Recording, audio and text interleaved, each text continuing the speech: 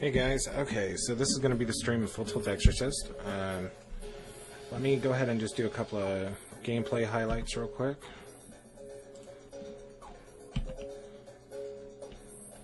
This is about 10 minutes in.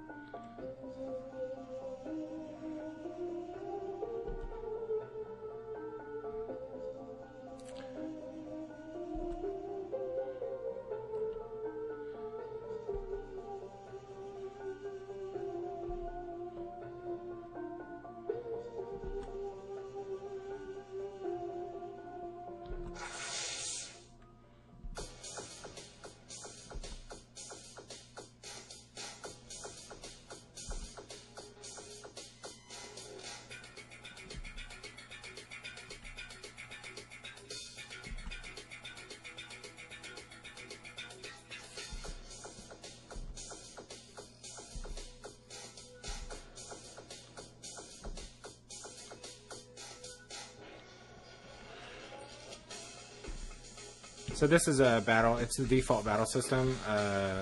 There's some more complexity, but this is literally the first battle, which is kind of a... I was trying to kind of do MMO gameplay with it, so...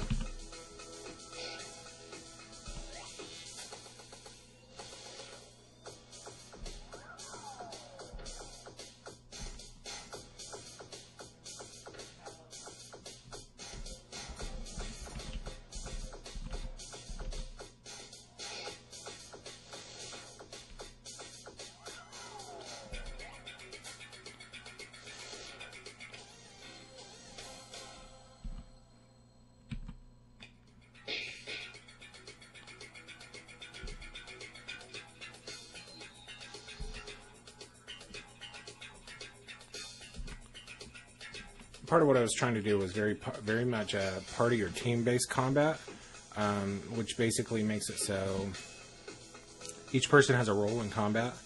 Chester's DPS, Ronnie's DPS and utility, Brad's the tank, and obviously Ellie is a healer. So, of course, next we come to our next tutorial.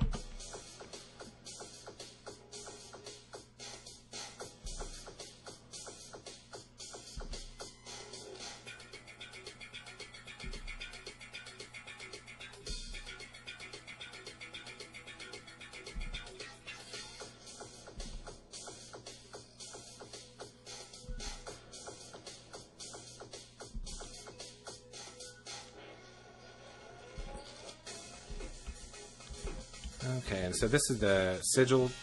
This is the sigil technique, basically. So what it is, Ronnie can think of it like Realm, or a Realm sketch from Final Fantasy VI. So she can sigilize enemies.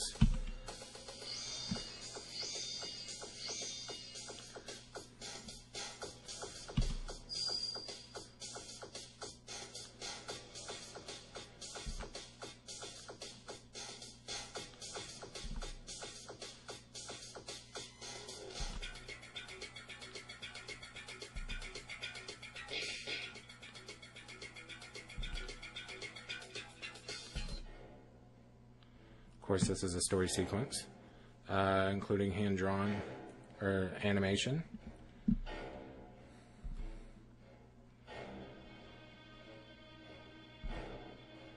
And one of the things I wanted to talk about with the aesthetic in this is the black, white, and red color scheme. It's specifically done that way for a reason. So.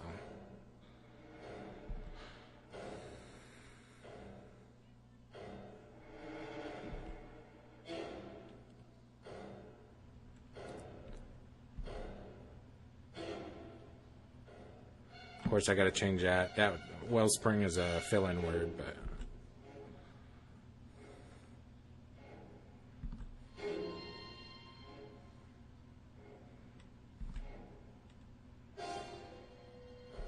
including hauntings.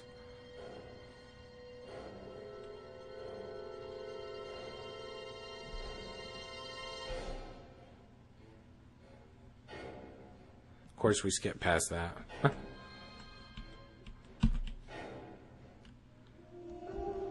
And our final tutorial. Well, maybe not the final one, but...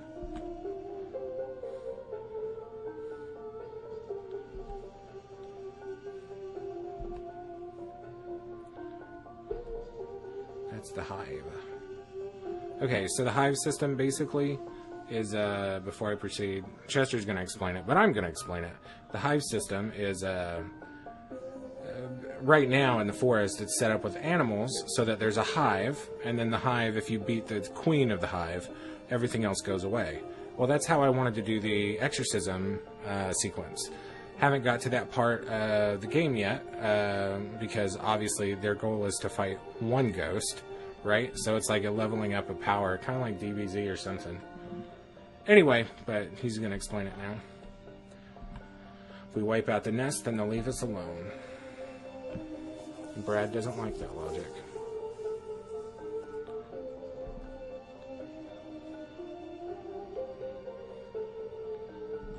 So in other words, you can pick off each of these individual little sparklies, and it causes a battle.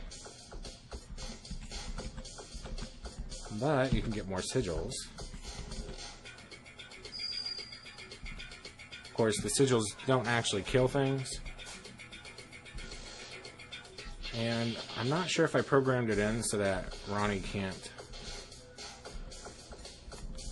do more than one during a battle. I'm not sure.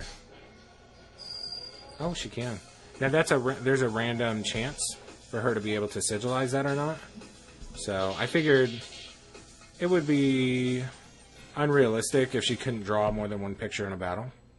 And then, of course, enemies drop a lot of loot, but they don't drop experience. So the level up system uses AP. Now I'm going to get out of the way, and after a certain amount of time passes...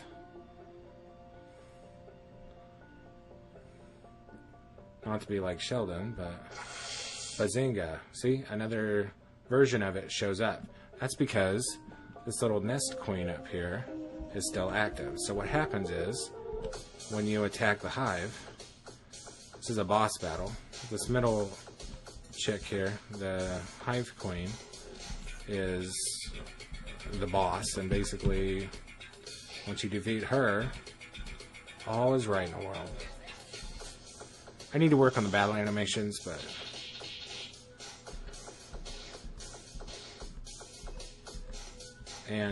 we need to repaint these enemies, but they're looking pretty good for what they are. Yeah, see, that's the failure state for the sigil. Ronnie's like, I'm too distracted. So it doesn't always work in battle.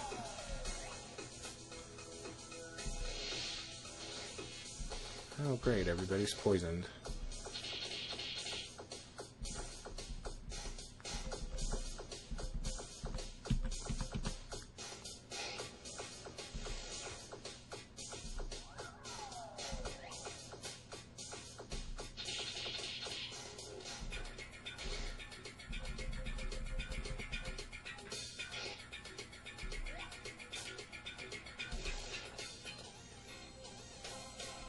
.330 AP.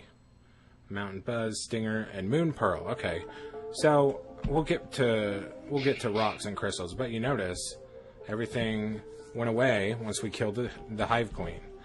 So basically, the hive is a portal anchored to a specific object in the environment. Later on in the game, my intentions were to program.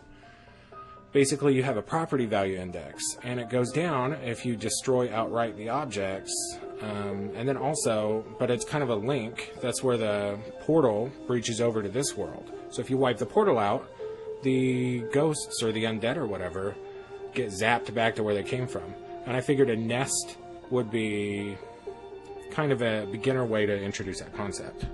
So let's see. Oh yeah. We're going to do some gospel healing. Faith heal. And then Mountain Buzz. 200 MP. May as well. They're dropping Mountain Dew like candy over here. There we go. Trash can doesn't work at this point. It has to do with the insight system. the more endings you find, the more insight Chester has. So, as you have multiple playthroughs through the game, things start to change in the same dungeon. So, the whole purpose of this game was kind of a cyclical dungeon that was... it's the same dungeon, but it changes in certain ways, which is why I made it so that you can skip past the enemies if you know what their patterns are. So, the enemies are kind of whatever, and the progression is based on... basically AP. The more AP and objects you have, the more you can level your characters up. So let's go this way. Did we program this trash can? Nope. Let's see. Alright, so each of these cabins, there's like 8 of these cabins, and each of them have a piece of the passcode. That's kind of what we're after. They need to get their car through to the very back of the park, and so they're having to schlep it the whole way. So it's an open thing. Each little box has its own, each little cabin, basically, or interior picnic park covered bench, has its own place where you can talk to your friends. It's each got different items in it. Obviously, the door is locked. Looks like a utility door. Pile of inconsequential magazines. Please make sure you lock the bathrooms on the B-level water access. Don't want another incident like last time. Call the pest control guys, please. There are bats in the chimney. Bathrooms? I thought this was a park. Anyway, so, and as you go through the dungeon over and over again, as you keep getting bad endings and dying, more and more of it unlocks. So... there's multiple ways to get through it, and it sort of plays with that death thing. This doesn't look so good. So here's a blood stain in the floor. There's a crumpled up piece of paper in the blood here. This doesn't bode well. Passcode 3. What happened here? Nothing else but a public bore here. Should probably make it so Chester doesn't step in it, but... you okay? Yeah, I'm just getting myself psyched up for a real fight.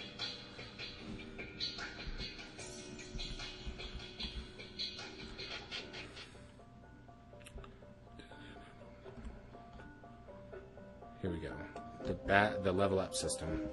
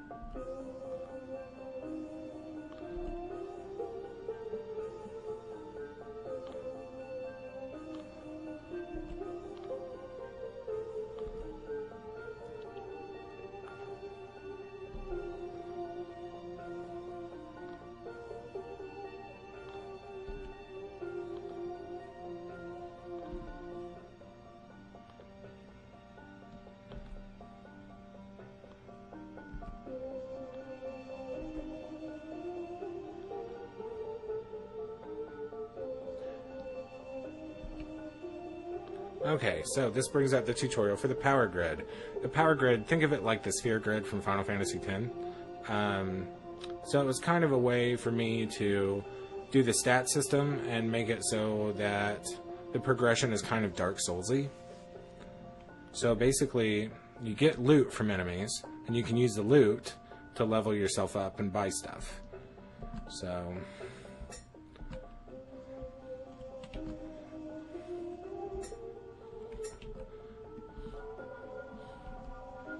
alright, let's go to the power grid. Channeling chaos, blah blah blah. So each stat symbol has to do with the cosmic shift.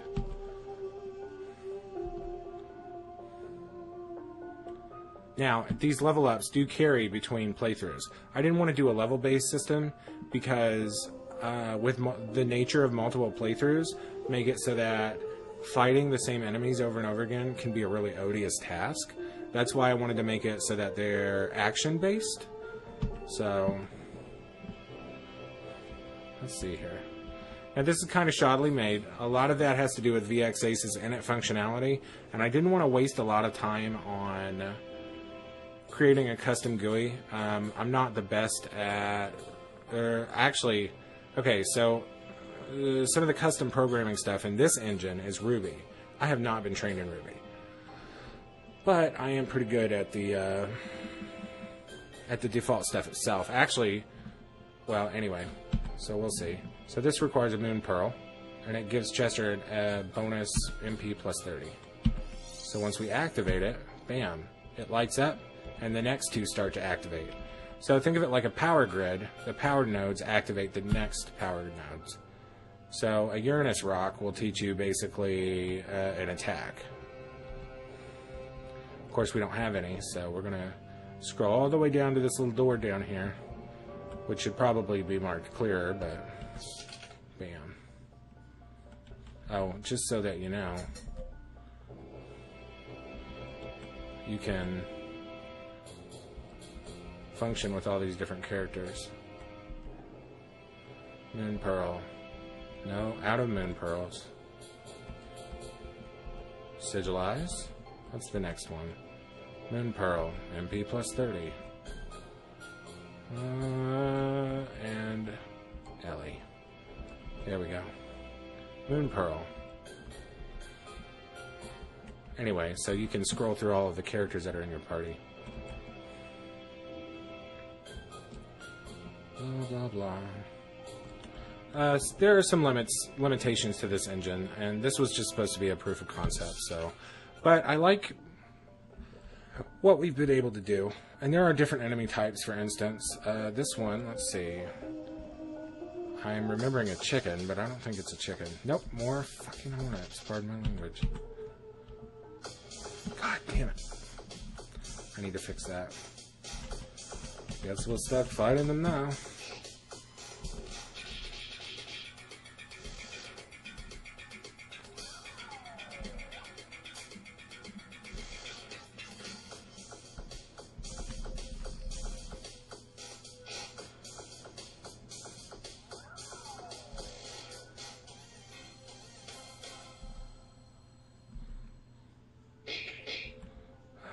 Escape before it respawns.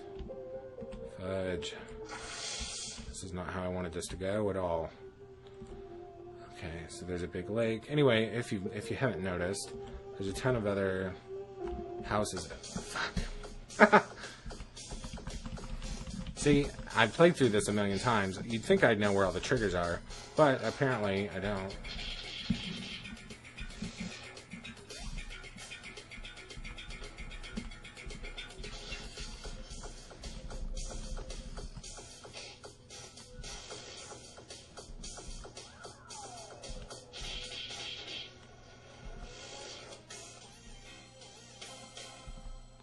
Bam.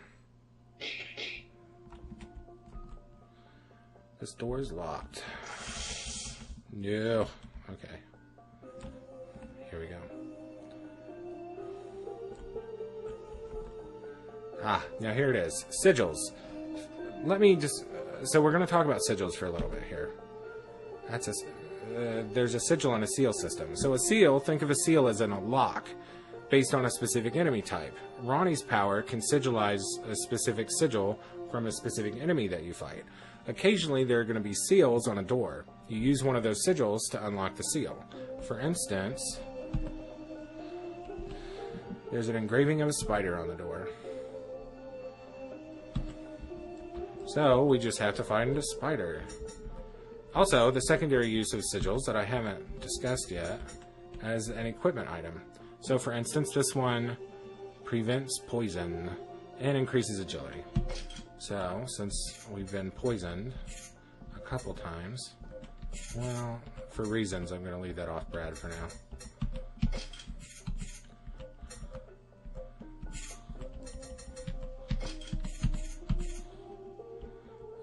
Okay.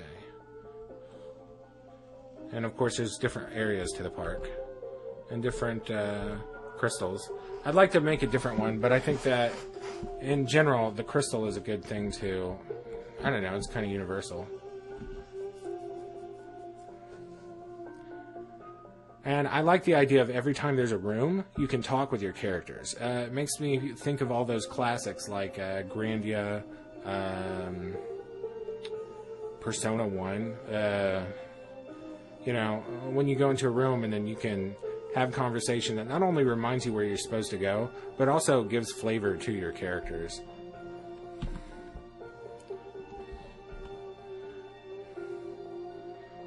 This tree smells like spiders. How can you smell spiders? I just do. I know it's weird. Shake the tree. Let's do it. Yeah. Some of the lovely artwork provided by Little Bjorn the artist.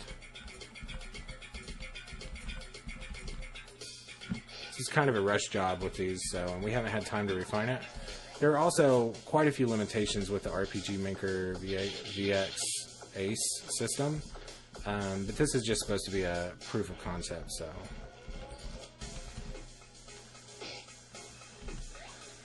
I'm pretty happy with the battle animations. It's pretty much the only time that you get any colorized, styled understanding of the characters. Now, Ellie is actually animated herself, but I made her animation so far down that she actually doesn't appear whenever it's time for her to attack. So there's a way to fix it, but it's on the list. We've redesigned Ellie as a character to aid in diversity. She's actually Ellen Howe, Vietnamese Catholic girl who is the... Oh, shit. Okay, I'm talking so much I forgot the spider sigil.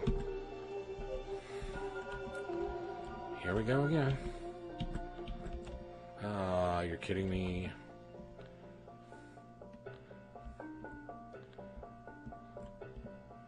Why is this not triggering? Well, I'll have to fix that. Now that's supposed to be a spawn point, like a continuous spawn point. It's kind of making, even though there's a lot that you can do, and this is a pretty open dungeon that you can tackle any part of it any way that you want. That's kind of the what's the word? That's kind of an important part of. It's an important part to put in ways that you can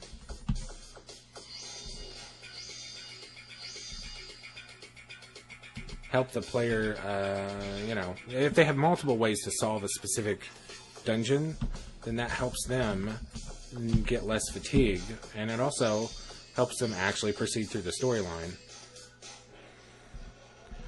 Of course, Ronnie's having issues concentrating.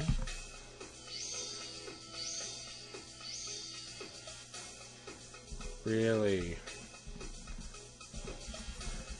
RN Jesus hates us.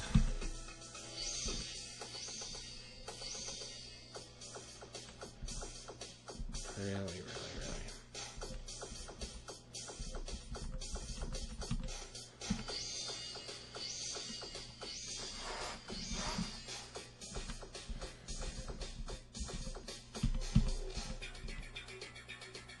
Oh, she's just too distracted, I guess.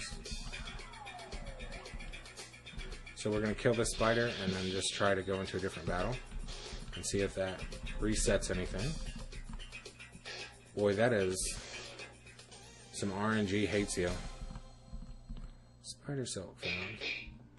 That's fantastic.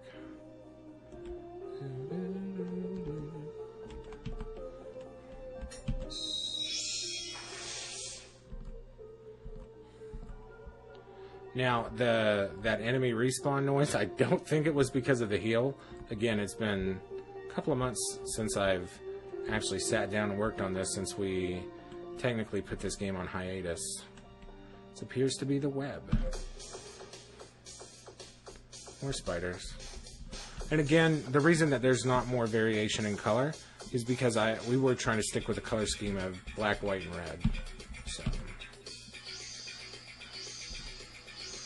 let's see if Ronnie can do it. Apparently not. Boy, they sure can silence everybody, though. Come on, Ronnie.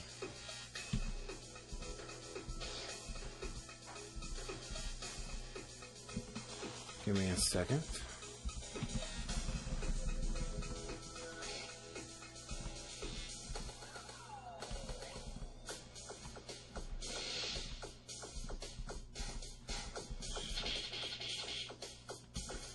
Obviously, this is difficult even for me.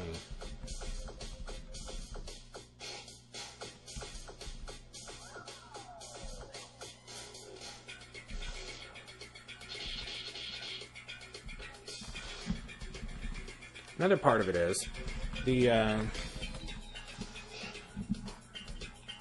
MP system is a little, not the MP system, but the stat system. You know, it's not, you don't, there's no traditional sort of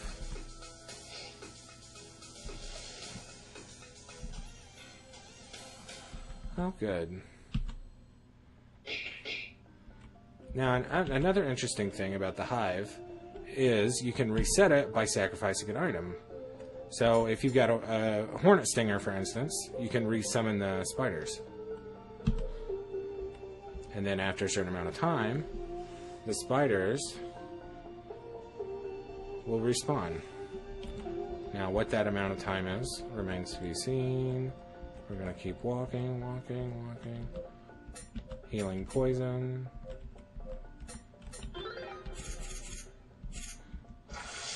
Bam. Let me try and fight this spider. We'll see if Ronnie will do what she's supposed to do.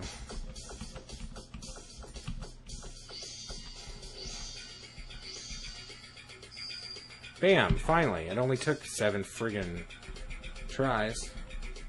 Boy, that sure is RNGesus. Might have to adjust that later.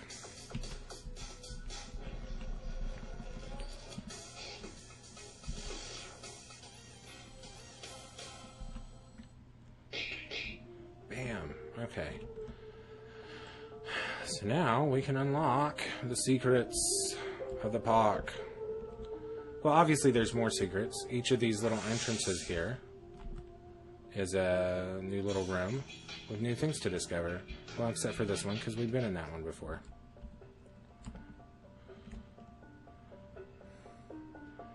Another one of the things that I wanted to talk about was character interaction. And I think it's really important in an RPG for the characters to be able to talk with each other and to be open with each other.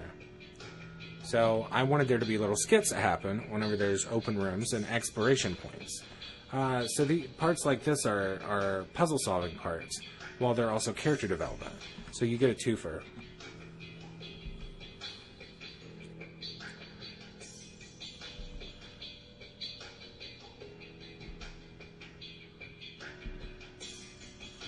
Of course, you can move the boxes around.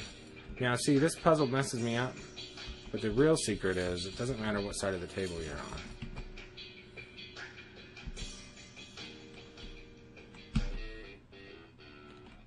Passcode.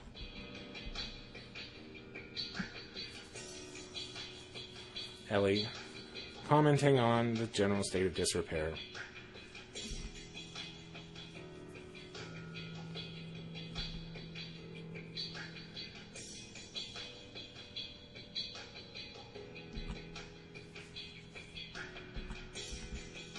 Of course, you know, in conversations like this,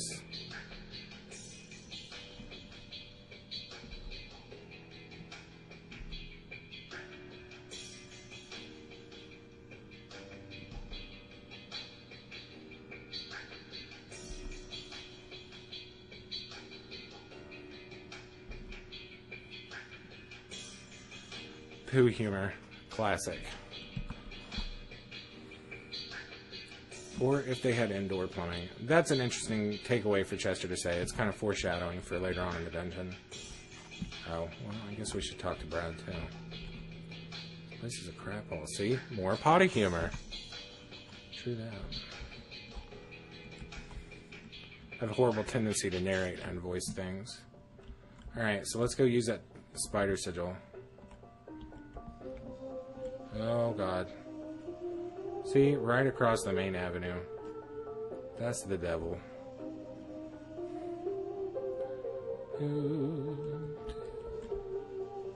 Yeah, can I make it? I made it. There's an engraving of a spider on the door. Ronnie says her spiel again. Spider sigil in your inventory is glowing. You mean like this? Alongside the seal on the door. The door can now be entered. Of course, now we've lost the spider sigil. So what's in here?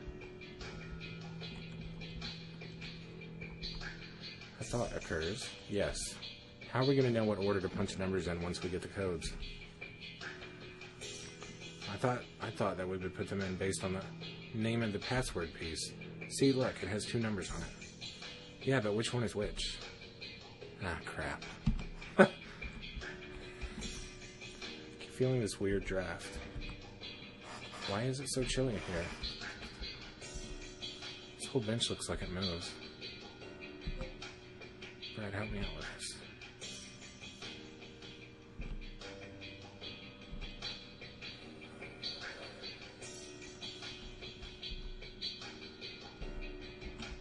Of course, Macho Muckley, man.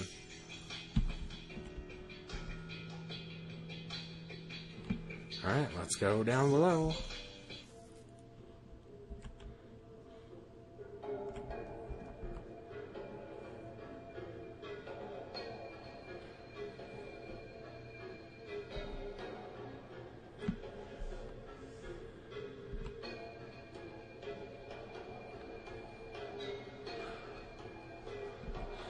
I was trying to be respectful about Ellie's faith, because I do feel like it's an intrinsic part of her character.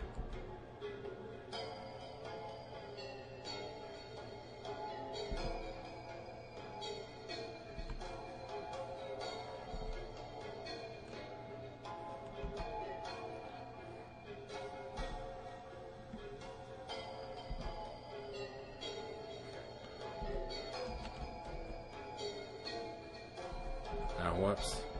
Sometimes I put in secondary dialogue, and I didn't this time, which is annoying. What is this room? It's like a locker room? Locked cabinets. Emergency cleaning supplies. That's important, but I don't think it's important on this playthrough, and I'm not sure if it's activated. Another etching. Looks like a storm cloud. Did I save? Let me save, just in case.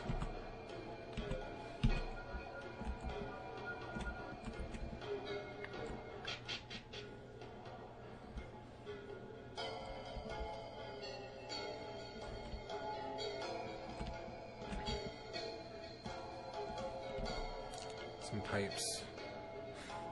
Of course, the good old reliable poop joke.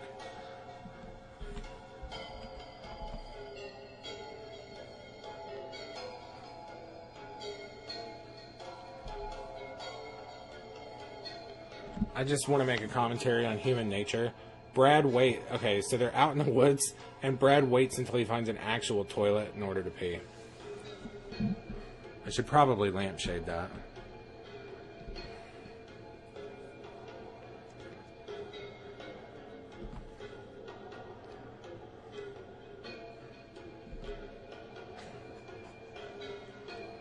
Potty humor. I think this whole secondary half of the game is potty humor.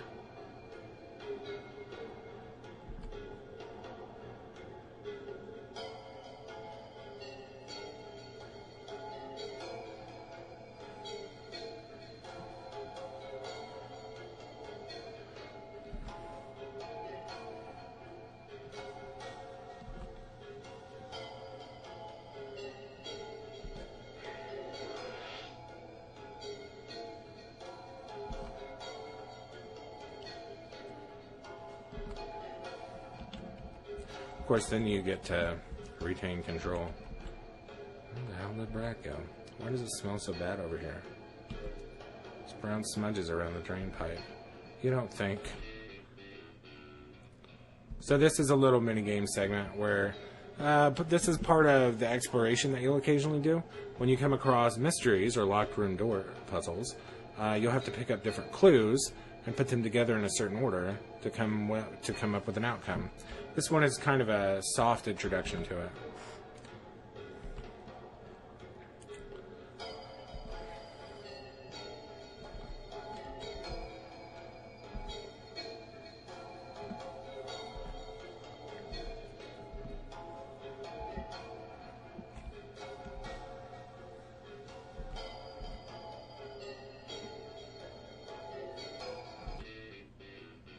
Part of exorcism, of course, is the investigation of something that happens.